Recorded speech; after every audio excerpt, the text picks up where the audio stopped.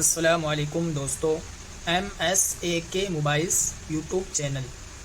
दोस्तों, उम्मीद करता हूँ आप सब खैरियत से होंगे। दोस्तों, आज के इस वीडियो में मैं आपको सिखाऊंगा कि डिस्प्ले को आसान तरीके से कैसे चेंज करते हैं। दोस्तों, इस वीडियो में स्टेप बाय स्टेप बताऊंगा और सिखाऊंगा। इंशाअल्लाह आप अगर इस वीडियो को पूरा देख लिए तो आप भी आसान तरीके से डिस्प्ले को चेंज कर सकते हैं। दोस्तों, वीडियो अगर अच्छी लगे तो लाइक कर दो। मेरे चैनल पर अगर नए हो तो चैनल को सब्सक्राइब कर दो और बेल आइकन को दबा दो। जब भी मैं नए वीडियो अपने चैनल पर अपलोड करूं, पहला नोटिफिकेशन आपके पास पहुंचे। तो चलिए दोस्तों, बिना टाइम वेस्ट किए वीडियो को स्टार्ट करते हैं।